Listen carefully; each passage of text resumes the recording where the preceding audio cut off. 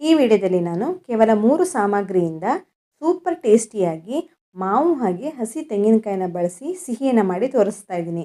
ಒಲೆ ಮುಂದೆ ಹೆಚ್ಚು ಸಮಯ ನಿಲ್ಲಬೇಕಾಗಿಲ್ಲ. ಕೇವಲ 10 ನಿಮಿಷದಲ್ಲಿ ಈ ರುಚಿಯಾದ ಸಿಹಿಯನ್ನು ರೆಡಿ ಮಾಡ್ಬೋದು. ಒಮ್ಮೆ ಮಾಡಿದರೆ ಮತ್ತೆ ಮತ್ತೆ ಮಾಡಬೇಕು ಅಂತ ಅನಿಸುತ್ತೆ ಈ ರುಚಿಯಾದಂತಹ ಸಿಹಿಯನ್ನು. ಬನ್ನಿ ಇದನ್ನು ಹೇಗೆ ಮಾಡ್ಕೊಳ್ಳೋದು ಅಂತ ನೋಡೋಣ. ಹೆಲೋ ಫ್ರೆಂಡ್ಸ್, ನಮಸ್ತೆ. ಶ್ರೀ ಮ್ಯಾಜಿಕ್ ಕಿಚನ್ಗೆ ಸುಸ್ವಾಗತ. ಈ ರೆಸಿಪಿಯನ್ನು ಮಾಡ್ಕೊಳ್ಳೋದಕ್ಕೆ ನಾನಿಲ್ಲಿ ಒಂದು ಹಸಿ ತೆಂಗಿನಕಾಯಿನ ತೊಗೊಳ್ತಾ ಇದ್ದೀನಿ. ಇದನ್ನು ನಾನು ಕಟ್ ಮಾಡಿ ತೊಗೊಳ್ತಾ ಇದ್ದೀನಿ. ಚಾಕುವಿನ ಸಹಾಯದಿಂದ ಇದನ್ನು ಕಟ್ ಮಾಡಿ ಉಪಯೋಗಿಸ್ಕೊಳ್ತಾ ಇದ್ದೀನಿ. ಇದರದ್ದು ಬ್ರೌನ್ ಪೋರ್ಷನನ್ನು ತಗೊಳ್ಬೇಕಾಗತ್ತೆ. ನಿಮಗೆ ಟೈಮ್ ಇಲ್ದಿದ್ರೆ ಡೈರೆಕ್ಟಾಗಿಯೇ ಉಪಯೋಗಿಸ್ಕೊಳ್ಬೋದು. ಬ್ರೌನ್ ಪೋರ್ಷನನ್ನು ಕೂಡ ಹುರಿದು ಉಪಯೋಗಿಸ್ಕೊಳ್ಬೋದು. ಇಲ್ಲ ನಿಮಗೆ ಬ್ರೌನ್ ಪೋರ್ಷನ್ ಬೇಡ ಅನಿಸಿದ್ರೆ ಈ ರೀತಿ ಕಟ್ ಮಾಡಿಬಿಟ್ಟು ಬ್ರೌನ್ ಪೋರ್ಷನನ್ನು ನೀಟಾಗಿ ತಕ್ಕೊಂಡು ಇದನ್ನು ಚಿಕ್ಕ ಚಿಕ್ಕ ಪೀಸ್ಗಳನ್ನಾಗಿ ಮಾಡ್ಕೊಳ್ಬೋದು. ಅಥವಾ ನೀವು ಇದನ್ನು ಹುರಿದು ನಂತರ ಮಿಕ್ಸಿ ಜಾರ್ಗೆ ಹಾಕ್ಕೊಂಡು ಪೌಡ್ರ್ ಮಾಡ್ಕೊಳ್ಬೋದು. ನಾನಿಲ್ಲಿ ಇದನ್ನು ಈಗ ನೋಡಿ ಈ ರೀತಿ ಬ್ರೌನ್ ಪೋರ್ಷನನ್ನು ಚಾಕುವಿನ ಸಹಾಯದಿಂದ ತಗೊಳ್ತಾ ಇದ್ದೀನಿ. ಕ್ಲೀನಾಗಿ ತಗೊಳ್ಳಿ, ತುಂಬ ಚೆನ್ನಾಗಿ ಕಾಣಿಸುತ್ತೆ, ಸಿಹಿ ಕೂಡ. ಹಾಗಾಗಿ ನಾನು ಬ್ರೌನ್ ಪೋರ್ಷನನ್ನು ತಗೊಳ್ತಾ ಇದ್ದೀನಿ. ನಿಮಗೆ ಟೈಮ್ ಇಲ್ದಿದ್ರೆ ಡೈರೆಕ್ಟಾಗಿಯೇ ಉಪಯೋಗಿಸ್ಕೊಂಡು ಈ ಸಿಹಿಯನ್ನು ಮಾಡ್ಕೊಳ್ಬೋದು. ಈ ರೀತಿ ಬ್ರೌನ್ ಪೋರ್ಷನೆಲ್ಲ ತೆಗೆದ ನಂತರ ಚಿಕ್ಕ ಚಿಕ್ಕ ಪೀಸ್ಗಳನ್ನಾಗಿ ಮಾಡಿಬಿಟ್ಟು ಮಿಕ್ಸಿ ಜಾರ್ಗೆ ಹಾಕ್ಕೊಳ್ತಾ ಇದ್ದೀನಿ. ಇದನ್ನು ನಾನು ಪೌಡ್ರ್ ಮಾಡ್ಕೊಳ್ತಾ ಇದ್ದೀನಿ.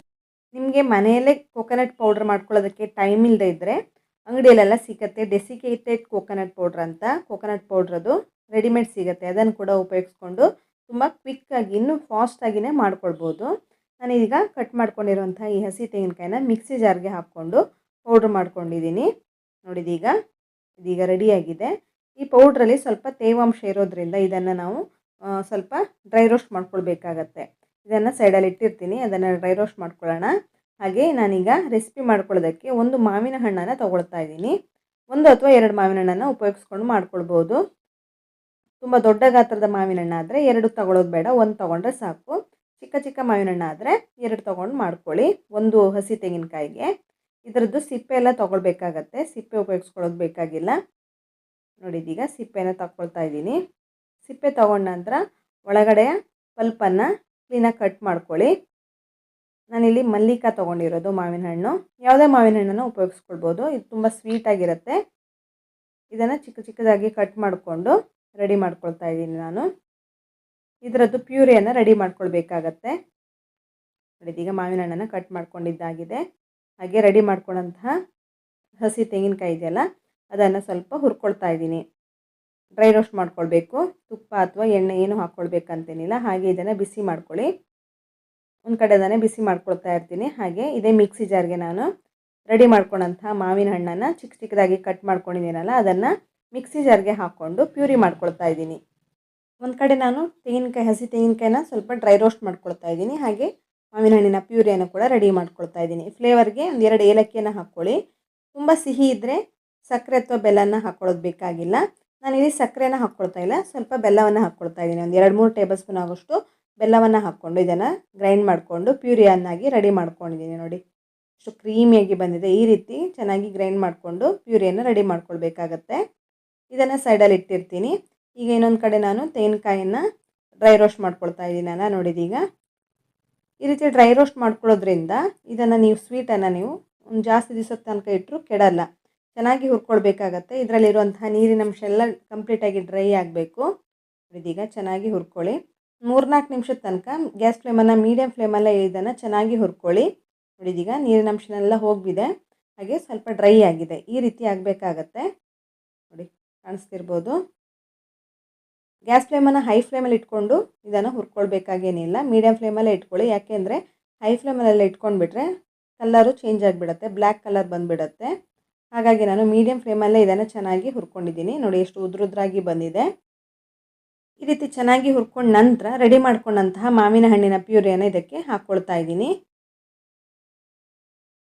ನೋಡಿ, ಈ ರೀತಿ ಹಾಕ್ಕೊಂಡು ಮಿಕ್ಸ್ ಮಾಡ್ಕೊಳ್ಬೇಕಾಗತ್ತೆ.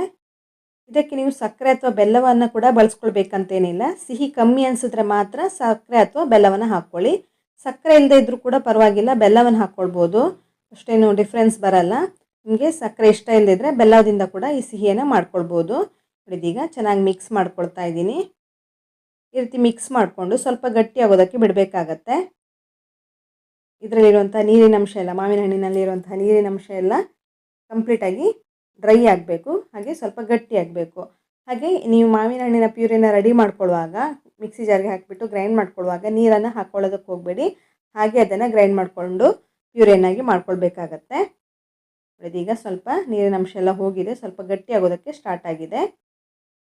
ಕೂಡಲೇ ಇದು ಗಟ್ಟಿಯಾಗಿಬಿಡುತ್ತೆ. ಗ್ಯಾಸ್ ಫ್ಲೇಮನ್ನು ಮೀಡಿಯಮ್ ಫ್ಲೇಮಲ್ಲೇ ಇಟ್ಕೊಳ್ಳಿ, ಹೈ ಫ್ಲೇಮಲ್ಲಿ ಇಟ್ಕೊಳ್ಬೇಕಂತ ಏನಿಲ್ಲ. ನಿಮಗೆ ಸಕ್ಕರೆ ಹಾಗೆ ಬೆಲ್ಲವನ್ನು ಹಾಕ್ಕೊಳ್ಳೋದಕ್ಕೆ ಇಷ್ಟ ಇಲ್ಲದಿದ್ದರೂ ಎರಡೇ ಸಾಮಗ್ರಿ ಸಾಕು. ಮಾವಿನ ಹಣ್ಣು ಹಾಗೆ ಹಸಿ ತೆಂಗಿನಕಾಯಲ್ಲೇ ಇದನ್ನು ರೆಡಿ ಮಾಡ್ಕೊಳ್ಬೋದು. ನಿಮಗೆ ಬೇಕನ್ಸಿದ್ರೆ, ತುಂಬ ಸಿಹಿ ಬೇಕನ್ಸಿದ್ರೆ ಸಕ್ಕರೆ ಅಥವಾ ಬೆಲ್ಲವನ್ನು ಸೇರಿಸ್ಕೊಳ್ಳಿ. ಹಾಗೆ ನಾನಿಲ್ಲಿ 1 ಪ್ಯಾಕ್ ಆಗೋಷ್ಟು ಮಿಲ್ಕ್ ಪೌಡ್ರನ್ನು ಸೇರಿಸ್ಕೊಂಡಿದ್ದೀನಿ. ಯಾವುದೇ ಬ್ರ್ಯಾಂಡ್ನ ಮಿಲ್ಕ್ ಪೌಡ್ರನ್ನ ಇಲ್ಲಿ ಸೇರಿಸ್ಕೊಳ್ಬೋದು, ಇಂಥದ್ದೇ ಬ್ರ್ಯಾಂಡ್ ಬೇಕಂತ ಏನಿಲ್ಲ. ಈ ರೀತಿ ಮಿಲ್ಕ್ ಪೌಡ್ರನ್ನ ಸೇರಿಸ್ಕೊಂಡು ಮಿಕ್ಸ್ ಮಾಡ್ಕೊಳ್ಳಿ ಚೆನ್ನಾಗಿ. ಇದೀಗ ಚೆನ್ನಾಗಿ ಮಿಕ್ಸ್ ಆಗಿದೆ. ಈ ಮಿಲ್ಕ್ ಪೌಡ್ರ್ ಕೂಡ ಹಾಗೆ ಆಪ್ಷನಲ್ಲು, ಬೇಕನ್ಸಿದ್ರೆ ಮಾತ್ರ ಹಾಕ್ಕೊಳ್ಳಿ. ಮಿಲ್ಕ್ ಪೌಡ್ರನ್ನ ಸೇರಿಸೋದ್ರಿಂದ ಸಿಹಿ ಟೇಸ್ಟ್ ತುಂಬ ಚೆನ್ನಾಗಿ ಬರುತ್ತೆ. ಸ್ವೀಟ್ ಅಂಗಡಿಯಲ್ಲಿ ಸಿಗುವಷ್ಟೇ ರುಚಿಯಾಗಿ ಬರುತ್ತೆ ಈ ಸಿಹಿ. ಹಾಗಾಗಿ ನಾನಿಲ್ಲಿ ಸೇರಿಸ್ಕೊಂಡಿದ್ದೀನಿ. ನಿಮಗೆ ಬೇಕನ್ಸಿದ್ರೆ ಮಾತ್ರ ಹಾಕ್ಕೊಳ್ಳಿ, ಇಲ್ಲಾಂದರೆ ಸ್ಕಿಪ್ ಕೂಡ ಮಾಡ್ಕೊಳ್ಬೋದು. ಕೇವಲ 2 ಸಾಮಗ್ರಿಯಲ್ಲಿ ಇದನ್ನು ರೆಡಿ ಮಾಡ್ಕೊಳ್ಬೋದು. ನೋಡಿದೀಗ ಈ ರೀತಿ ಉಂಡೆ ರೀತಿ ಆಗ್ತಾಯಿದೆ. ಈ ರೀತಿ ಆಗಬೇಕು, ಕೈಗೆ ಒಂದು ಚೂರು ಅಂಟ್ತಾ ಇಲ್ಲ. ಈ ರೀತಿ ಆದರೆ ಪರ್ಫೆಕ್ಟಾಗಿ ರೆಡಿಯಾಗಿದೆ ಅಂತ. ಈಗ ನಾನು ಗ್ಯಾಸ್ ಫ್ಲೇಮನ್ನು ಆಫ್ ಮಾಡಿಬಿಟ್ಟು ಇದನ್ನು ಕೆಳಗೆ ಇಳಿಸ್ಕೊಂಡಿದ್ದೀನಿ. ಸ್ವಲ್ಪ ತಣ್ಣಗಾದ ನಂತರ ಈ ರೀತಿ ಉಂಡೆಗಳನ್ನಾಗಿ ಮಾಡ್ಕೊಳ್ತಾ ಇದ್ದೀನಿ. ಇದನ್ನು ನೀವು ಬರ್ಫಿ ಶೇಪಲ್ಲಿ ಕೂಡ ಸೆಟ್ ಮಾಡ್ಕೊಳ್ಬೋದು, ಅಥವಾ ಈ ರೀತಿ ಉಂಡೆಗಳನ್ನಾಗಿ ಕೂಡ ಮಾಡ್ಕೊಳ್ಬೋದು. ಈ ರೀತಿ ಮಾವಿನ ಹಣ್ಣು ಹಾಗೆ ಕೋಕೋನಟ್ ಲಡ್ಡುವನ್ನು ರೆಡಿ ಮಾಡ್ಕೊಂಡಿದ್ದೀನಿ. ಈ ರೀತಿ ಸ್ವಲ್ಪ ಕೋಕೋನಟ್ ಪೌಡ್ರನ್ನ ಎತ್ತಿಟ್ಕೊಂಡಿದ್ದೆ, ಅದನ್ನು ಈ ರೀತಿ ಒಂದು ಲೇಯರ್ ಥರ ಒಂದು ಕೋಟ್ ಮಾಡ್ಕೊಳ್ತಾ ಇದ್ದೀನಿ. ತುಂಬ ಚೆನ್ನಾಗಿ ಕಾಣಿಸುತ್ತೆ, ತುಂಬ ರುಚಿಯಾಗೂ ಬರುತ್ತೆ. ಈ ರೀತಿ ಎಲ್ಲವನ್ನು ಮಾಡಿ ಒಂದು ಪ್ಲೇಟಲ್ಲಿ ಇಟ್ಕೊಳ್ತಾ ಇದ್ದೀನಿ.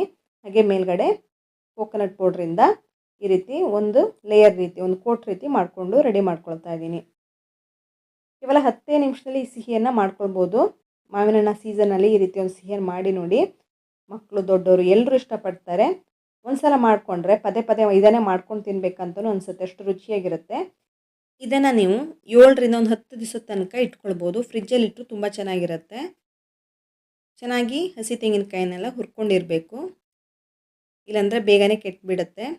ಹಾಗಾಗಿ ಇದನ್ನು ಹುರ್ಕೊಂಡಿದ್ದೀನಿ, ಚೆನ್ನಾಗಿ ಹುರ್ಕೊಳ್ಬೇಕಾಗತ್ತೆ. ಅದರಲ್ಲಿರುವಂಥ ನೀರಿನ ಅಂಶನೆಲ್ಲ ತಕ್ಕೊಂಡು ಚೆನ್ನಾಗಿ ಡ್ರೈ ಆಗೋ ತನಕ ಹುರ್ಕೊಂಡ್ರೆ ಒಂದು 10 ದಿವಸದ ತನಕ ಇಟ್ಟರು ಕೆಡಲ್ಲ. ನೋಡಿದೀಗ ಓಪನ್ ಮಾಡಿ ತೋರಿಸ್ತಾ ಇದ್ದೀನಿ ನೋಡಿ, ತುಂಬಾ ಸಾಫ್ಟಾಗಿರುತ್ತೆ. ಬಾಯಲ್ಲಿ ಇಡ್ತಾ ಇದ್ದಾಗೆ ಕರ್ದು ಹೋಗಿಬಿಡುತ್ತೆ. ಒಂದ್ಸಲ ಈ ಸಿಹಿಯನ್ನು ಮಾಡಿ ನೋಡಿ. ಹಾಗೆ ಹೇಗೆ ಬಂತು ಅಂತ ಕಮೆಂಟ್ ಸೆಕ್ಷನಲ್ಲಿ ತಪ್ಪದೇ ಕಮೆಂಟ್ ಮಾಡಿ. ನಿಮ್ಮ ಫ್ರೆಂಡ್ಸ್ ಹಾಗೂ ಫ್ಯಾಮಿಲಿ ಮೆಂಬರ್ಸೊಂದಿಗೆ ರೆಸಿಪಿಯನ್ನು ತಪ್ಪದೇ ಶೇರ್ ಮಾಡಿ. ಹಾಗೆ ಕಮೆಂಟ್ ಮಾಡೋದಕ್ಕಂತೂ ಮರೀಲೇಬೇಡಿ. ಇನ್ನಷ್ಟು ಹೊಸ ರೀತಿಯ ಅದ್ಭುತವಾದ ರೆಸಿಪಿಗಳೊಂದಿಗೆ ಸಿಗೋಣ. ಧನ್ಯವಾದಗಳು.